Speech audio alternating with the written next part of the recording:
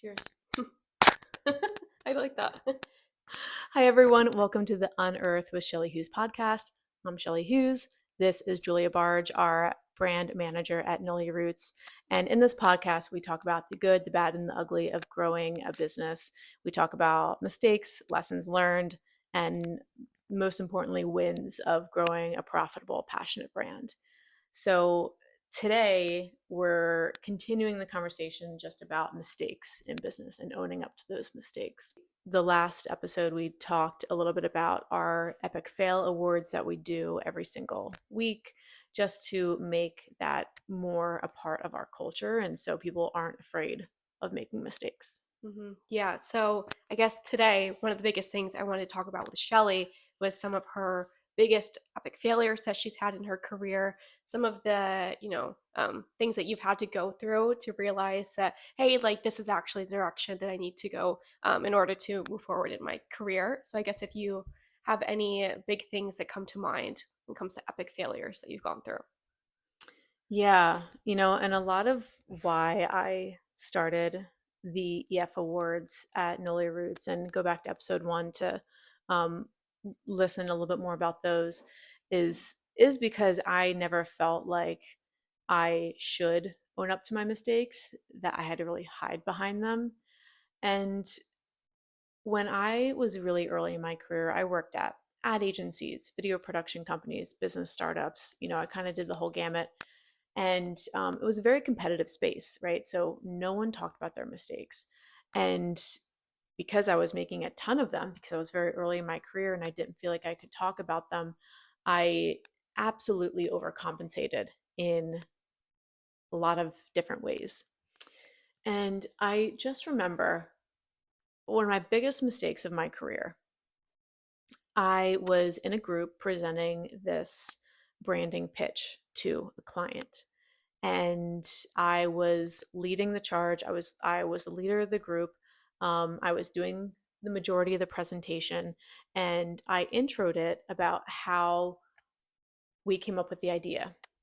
And I remember so vividly. I was talking about it, and I did come up with the idea. I came up with the idea. I came up with the concept. Obviously, the rest of the group helped bring it to life 100%. Um, but at the end of the day, I did come up with the foundation of the idea, and I just remember I was presenting this concept, and I said, I was on the train heading to work and I thought of this idea and I started talking about it. And I just was so confident and showing e- everyone how smart I was and how impressive I was, and just trying to overshadow a lot of the other people who also put a ton of work into this presentation. And I remember I had a meeting later with the COO of that company, and she said, Shelly, like, you done effed up.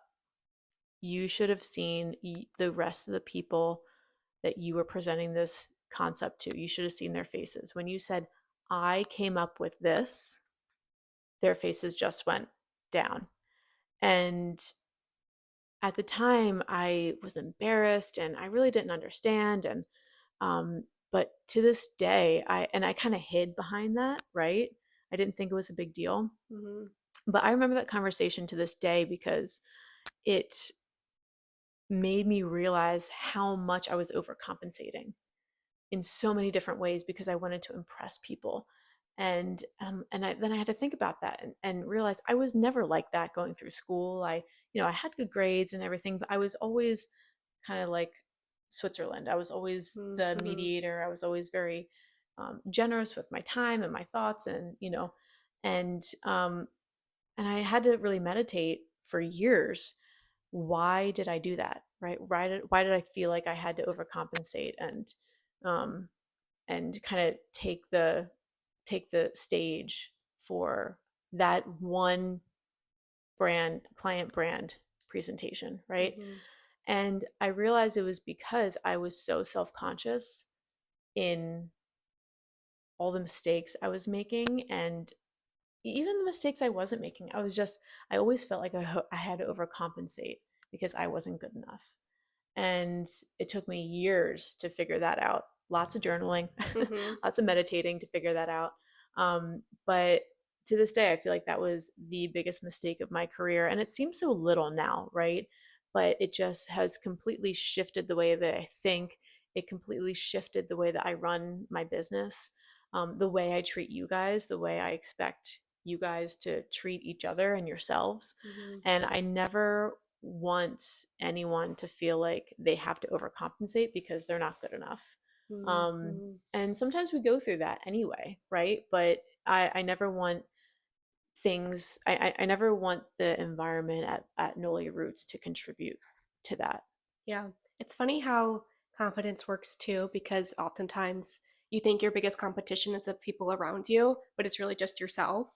So I've even battled with that too. I'm like, oh, like I need I become like a perfectionist at certain times because I'm like, oh, I need to do this, this, and this, or I need to volunteer for like X, Y, and Z to make myself be like, oh, like I can do it all. When it's like you don't, it doesn't have to be that serious. Like you don't have to be the one person that can be everything. So that's definitely yeah, something that I've learned under you is being like you don't have to be competitive with yourself or the people around you. Just be um yeah, I don't know. Yeah, no, I hear you. And but the competition with yourself, that's a really interesting concept because I'm always very competitive with myself, Mhm. but not in an unhealthy way, Mm. right? I'm competitive in myself as in, not how much can I check off that day or how much, but it's truly like what kind of problems can I solve and how creative can I solve them? Mm, And I mhm, think that is just such a fun game for me to play is you know, just challenging myself in a lot of different ways. But that's the healthy side of being competitive with yourself. But you're right, there's very much an unhealthy side where um, you're almost trying to catch up with yourself and your own expectations, where what I really want to encourage is like have really ambitious goals. I want you to have really ambitious goals because I have really ambitious goals and I want to help you reach your really ambitious goals. mhm, And instead of trying to catch up to who you think you're supposed to be, how can you kind of have this vision of who you want to be and how you want to act and who you want to spend your time with? And what small steps can you make every single day to get to that? Right. And I think it's still competition with yourself, but it's in a much healthier way. mhm. Yeah. I think that might be one of my big epic fails was not like the work-life balance of it all. I think we have a really great, you know, culture when it comes to that for sure, but it just comes down to the, oh, like I could be doing more. So that's where it comes in for me. It's like, oh well, I should do this like other thing. And I don't know. It all adds up and you're like, well, I can probably just do this one last thing, even though it'll take you like 5 hours. I'm like, no, it's okay, I'll do it, don't worry. So that's Just one some last thing. but it's just like a me thing. Like it's not something that like is ingrained in us by any means. It's just I'm working on it. It's Yeah. getting better because I Yeah. have someone like you to be like, hey, like chill. So that's really Yeah. helpful. And I love that we are not in the business of curing cancer. Hmm. I like to say that PR is maybe a different story, but there's Hmm. really very few marketing emergencies. You Yeah. know, if something happens and a client's website goes down, yes, like on a weekend, we're going to jump on it. If a client has, they have to do some crisis management for PR, yes, of course, we're going to jump on it.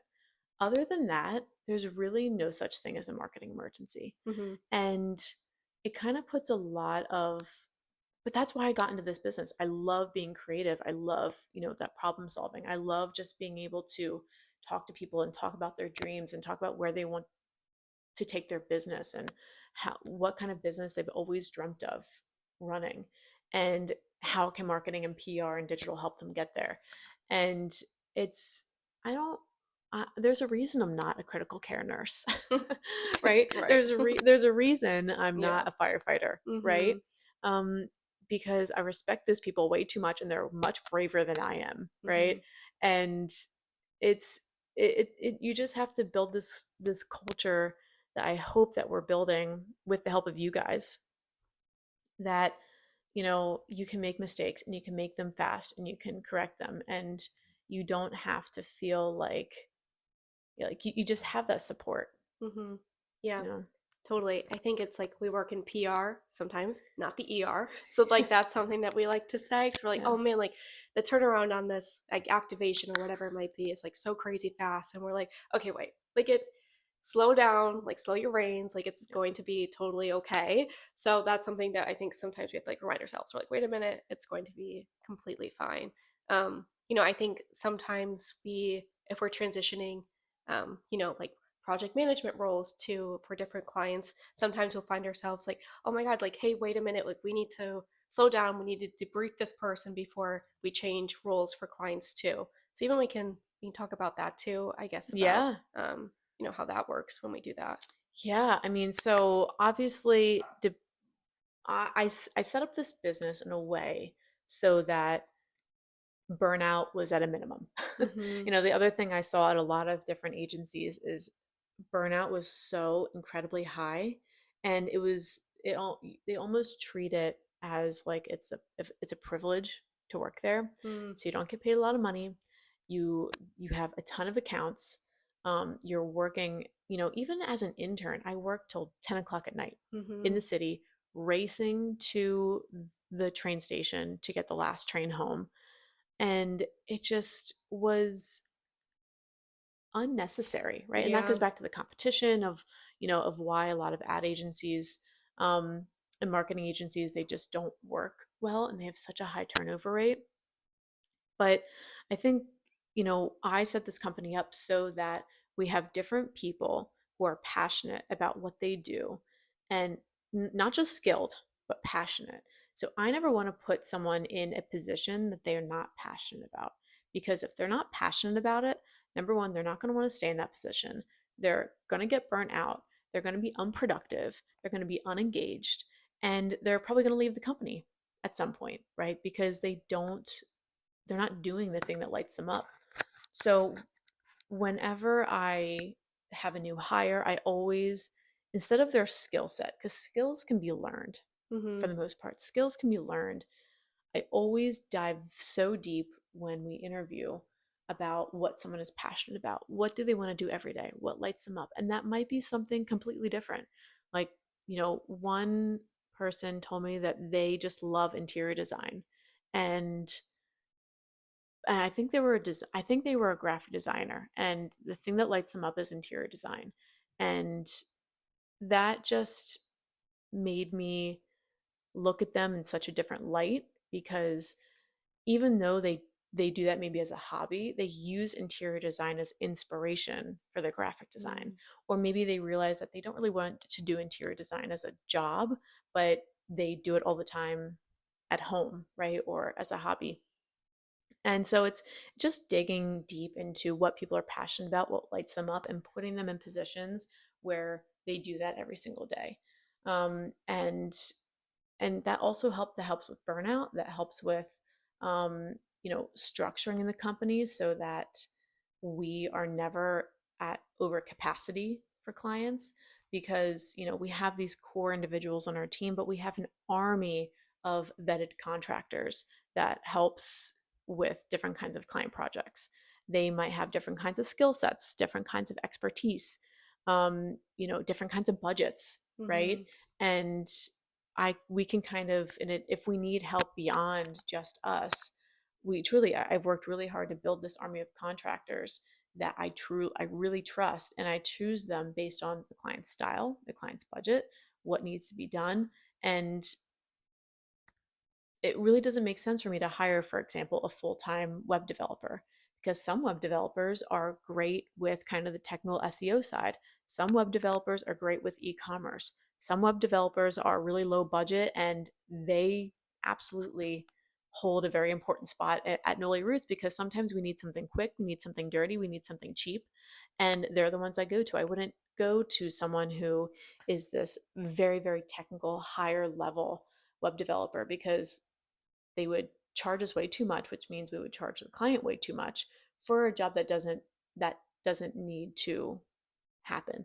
Um, So I think when I think about burnout and when I think of growing this agency, I'm very intentional about putting people where they need to be, putting people in front of jobs that light them up, not just what they're skilled in, but also having an army of contractors that I vet and I trust and I've worked with for the past decade, to pick up some of the pieces when we get a little bit, you know, we get a little bit at over capacity, right? Or at capacity.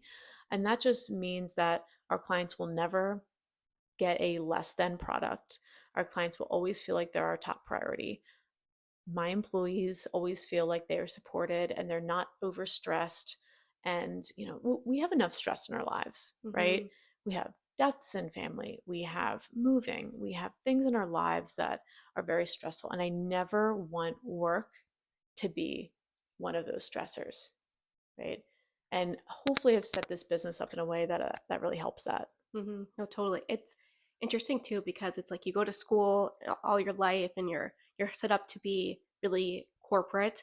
Think you think when you think corporate, you think like hierarchy, you think really strict rules, no failure at all, and so it's really refreshing to have someone who has this kind of perspective because then there's people like me and other people on our team who are like, oh, like it doesn't you're just like, "Oh, like, this is so weird," but in, like, the best way possible. So it's very nice, and we're very lucky to have leadership like you that, gives us the space to be like, "Hey, like, I don't have the bandwidth today to take on this extra task," or like, "Hey, like, my mental health today, like, I'm feeling really down today. Like, I need today to just like, think through my thoughts and like have the day to myself. Things like that are really beneficial. I think you've done a really great job, even in our monthly one-on-ones to, even when you go first interviewed at Nolia to, like, hey, what are your passions? And, what do you like to do? What sparks, things that you like to do? But then like each month we still talk about that. Like, what are your passions? Are they changing? Who do you want to be in 5 years? Where do you want to be in 5 years? I think those are really important that it's not only talked about once and then forgotten, it's continuously talked about. Or for me to be like, hey, like, maybe I don't like working on social media projects that much. Like, can I work more in PR projects? And you're like, hey, yes, like, let's make that happen. And then we do Mhm. make it happen. And that's what works best for our team. So I think the flexibility of, things are ever changing is really great. And we do a really great job at transitioning really fast, but in a healthy way that works for everybody too on the team. Yeah, and I sometime in the beginning, if we had a really creative meeting, I would always feel like I had to push through. Mm. And you I learned this from Laura Francesco. You can't plan creativity. Mm, mhm, You can try, but it typically isn't the most um, enjoyable way to be creative. mhm, And so, of course we have to plan creativity because, clients have strategies that we have to review. We have to think really big picture on some of these more creative tasks.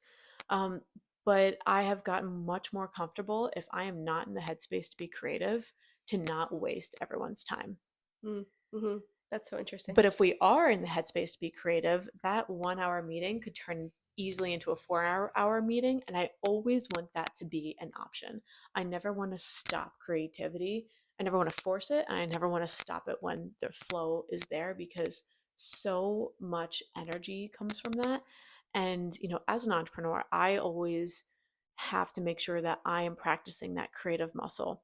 Because it is a muscle. Also learned that from Laura DiFrancesco, um, the founder of D Street Law, the founder of Flourish Co-working Space, the founder of the LD brand and the Vault, all the things. Check her out. But is creativity is a muscle, and it's a muscle that you constantly have to strengthen and nurture and pay attention to, because as a founder and as a leader, like, you have to use creativity all the time. And sometimes you're so focused on the numbers, you're so focused on the problem solving, you're so focused on kind of the more logistical things of the business, the things that have to get done. But it's really doing your business a disservice if you're not flexing that muscle in other areas of your life, as well as in your business. at least weekly, and just kind of letting it flow like a river. If you schedule creative time and it's not time to be creative, don't waste your time, because then you're not going to want to schedule it again. But I do have to schedule it because that's just how I am. But if I schedule it and it's just going and going and going, I will cancel the rest of my meetings for the day, because it's just that important as a business leader. Yeah, and it's funny too how creativity works because there's no like end or start to it. Like you were saying, like I work best honestly like in the evenings or at night, especially like writing. Like I'm like I need to have like the darkness. I need to be cozy. That's when like my good thoughts really flow then. So it's interesting too for different people how their creative brains work. But it's I love when we have our brainstorm sessions because yeah, they can last like a good whole day sometimes when we're doing a strategy for a client. So it's interesting because we just keep bouncing off one another in the meeting and we're like, oh my god, that was a great idea. Let's stop at that one. Like keep telling what you're thinking and then we write it down. So it's really cool to see all of our thoughts form and come together, especially when we're just on a whiteboard, like brainstorming everything. So it's cool to see like Yeah. pen to paper and then presentation to a client. All of our Yeah. thoughts form. Definitely. Well, for all you business leaders out there, for all you marketing directors out there, keep flexing that creative muscle. Do things that might be out of your comfort zone. I am really leaning into interior design in this phase of my life. I am not an artist. I am not a poet. I am not a sculptor. But I have realized I've been really neglecting that side of me, and I'm just currently trying to find what that looks like and how to really flex that muscle even more. So, we talked about a lot today. We talked about mistakes. We talked about our kind of EF awards. We talked about creativity. So if you like this episode, I would love for you to give it a thumbs up. I would love for you to rate it and give us a 5 star. I would love for you to like this post, and certainly subscribe, because we like to really dive very deep into the good, the bad, and the ugly of business, and you know, talk about our challenges and celebrate our wins. So I'll talk to you next time. Bye. Thanks.